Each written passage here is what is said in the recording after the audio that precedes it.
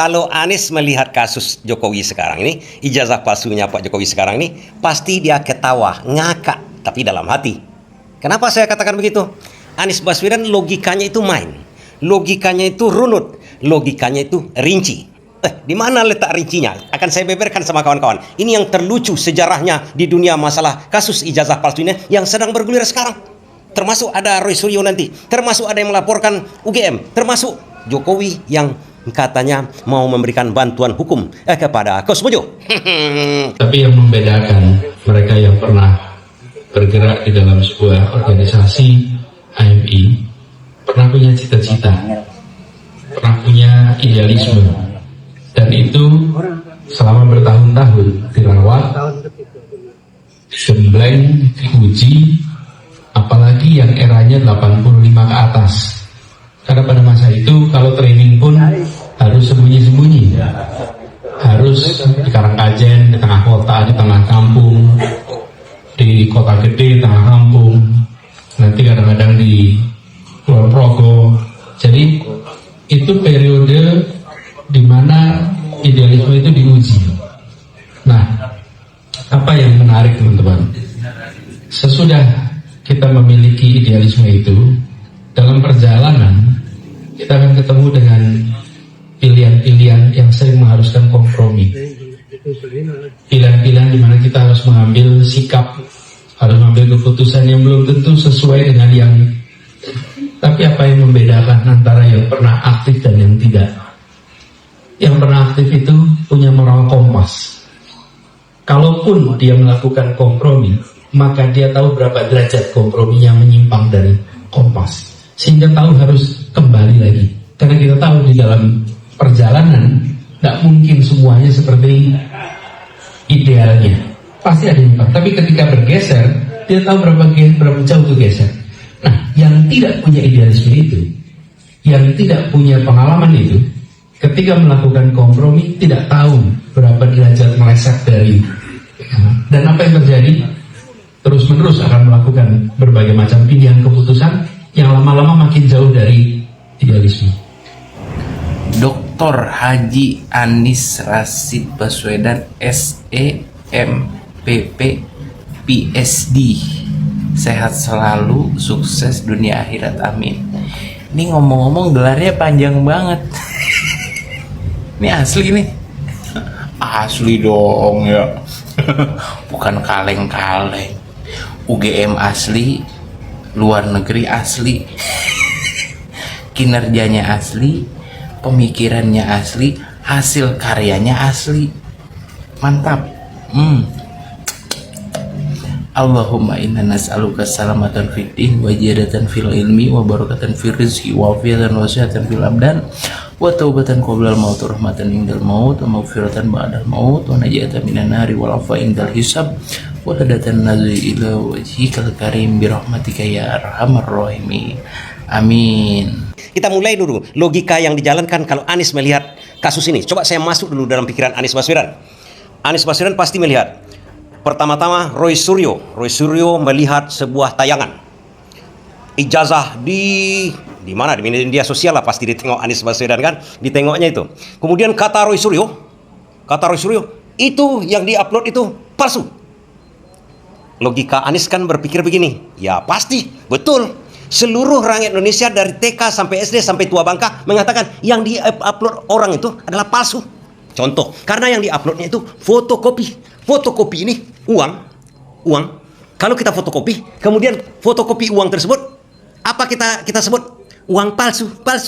Salahkah Roy Suryo mengatakan yang di-upload oleh kader PSI itu palsu? Bukan yang di tangan Pak Jokowi yang dikatakannya palsu, bukan?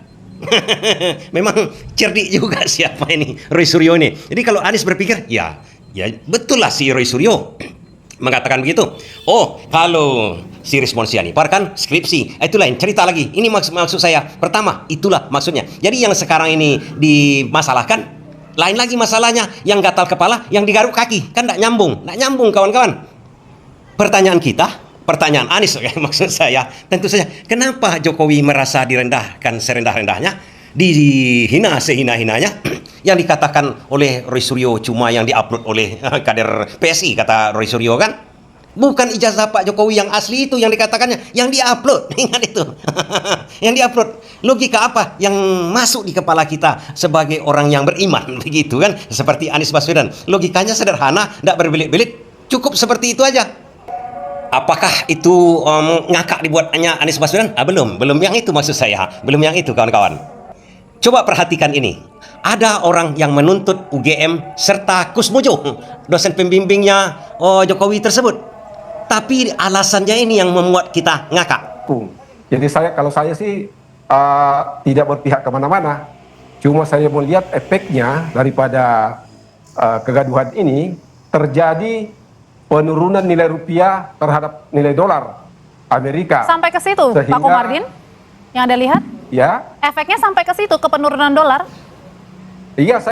Tapi tiba-tiba Jokowi pergi ke tempat Kusmojo itu setelah ada pelaporan nih UGM ini. UGM datang ke tempat Kusmojo, kemudian menawarkan bantuan hukum. Dalam kasus dugaan ijazah palsu Jokowi yang dilayangkan seorang advokat dan pengamat sosial Insinyur Komarudin. Selain Kusmojo, gugatan ini juga ditujukan kepada Universitas Gadjah Mada dan sejumlah pejabat kampus.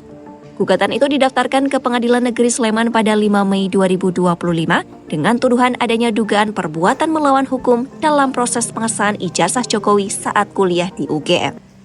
Presiden ke-7 RI Joko Widodo mengaku telah menawarkan bantuan hukum ke dosen pembimbingnya Insinyur Kusmojo dalam menghadapi gugatan kasus tuduhan ijazah palsu.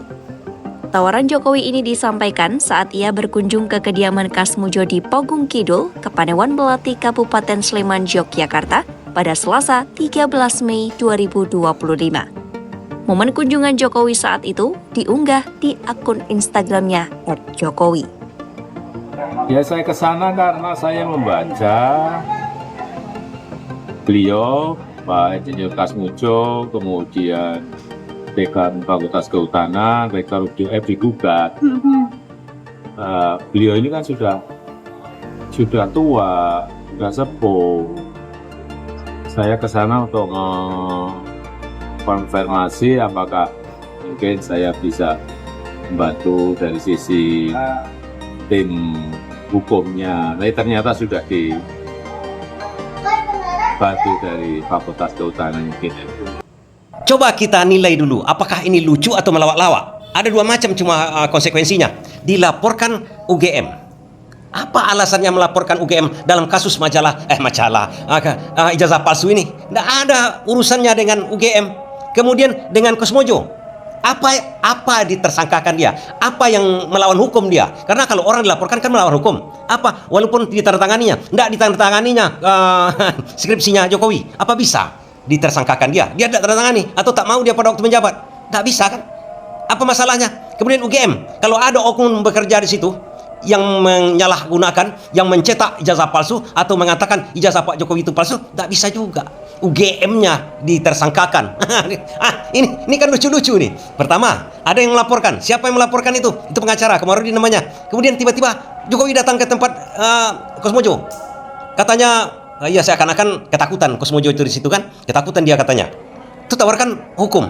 Apa ini Komarudin ini memang disetting untuk melaporkan atau bagaimana? Karena yang akan dilaporkannya itu tidak ada juga gunanya, tidak ada artinya, tidak ada tepat sasarannya. Yang terakhir kawan-kawan, yang terakhir, tahu kawan-kawan Roy Suryo dipanggil. Saya melihat penerangan Roy Suryo. Dia dipanggil karena kenapa? Dia dipanggil ditanyakan, ada apa tanggal 26? Di mana Anda tanggal 26 Maret? Wow. Pak, nanti saya dikira ST. Yang jelas tanggal 26 itu saya sedang melaksanakan buka bersama, ya, di rumah makan Oma apa gitu ya. Itu kegiatan saya, ya. Yang lain ya saya nggak tahu, silahkan penyidik tahu. Yang jelas saya tanggal 26 itu kita lagi buka bersama dengan komunitas otomotif saya. Itu di rumah makan di daerah Kemang. Silahkan diperiksa di situ. Kalau ada CCTV saya cek di situ. Tapi perkara apa yang terjadi? Silahkan ditanyakan ke yang lain yang tahu. Saya keberatan untuk menjebak teman-teman yang lain. Nggak boleh juga kita. Kita tuh di situ diajak jujur tapi juga harus cerdas. Jangan kita jujur tapi malah nyeret-nyeret yang lain. Gitu loh. Ya, jadi saya juga ajak jujur kepolisian. Ya, kalau pelapornya ada, terlapornya nggak ada, gimana ini laporan? Bisa, gitu ya. Oke, saya kira itu ya, Mas. 26 Maret yang ngapain? Roy Suryo berbuka bersama katanya kan. Kemudian Dr. Tifa juga dipanggil, udah masuk ke ruang penyidikan, ditanya juga, ada apa dengan tanggal 26 Maret? Lucu kan pertanyaannya? Makanya banyak yang tak dijawab oleh Dr. Tifa, banyak yang tak dijawab oleh Roy Suryo. Ini aneh. Makanya Abraham Samad pun dipanggil katanya. Kalau begitu dipanggil aja seluruh rakyat Indonesia, termasuk Prabowo dipanggil. Ada apa? Di mana Pak Prabowo pada waktu 26 Maret? Nggak nyambung, banyak yang tak nyambung. Aneh-aneh kan? Makanya saya katakan, kalau Anies melihat kasus ini, mungkin sekarang lagi terkekeh-kekeh dia itu. Apakah ijazah Jokowi asli atau palsu? Menurut saya sampai pergantian rezim berikutnya, kasus ini akan terus mengambang menjadi bola liar, berputar di antara tuduhan dan dikondisikan sebagai hoax. Karena jika masalah ijazah ini diusut dengan prosedur yang transparan dan tuntas, seperti Jokowi dan rektor UGM dipanggil ke persidangan dan diminta menunjukkan ijazah asli, akan ada implikasi yang serius. Jika terbukti ijazah Jokowi asli, maka nama Jokowi akan bersih dari tuduhan dan perbincangan tentang Jokowi di media sosial akan berkurang. Sementara kecenderungannya, Jokowi ini sepertinya ingin selalu menjadi pusat perhatian dan tetap ingin memiliki pengaruh, mungkin karena total syndrome, ingin mengamankan sesuatu, atau Jokowi ingin kembali menjadi presiden di pemilu berikutnya. Jika ijazah Jokowi palsu, justru akibatnya akan lebih parah lagi. Bukan hanya Jokowi yang akan dijerat hukuman, tapi juga seluruh partai pendukung, pejabat tinggi yang mendukung, serta petinggi lembaga negara seperti ketua KPU dan lain-lain juga akan terjerat hukum karena dianggap bersekongkol dalam tindakan kriminal menutupi pemalsuan. Jadi konklusinya, sampai paling tidak 5 tahun ke depan, sampai semua yang berkepentingan tidak lagi menjabat, perdebatan tentang ijazah Jokowi akan terus mengambang di ranah kontroversi. Bagaimana menurut kamu?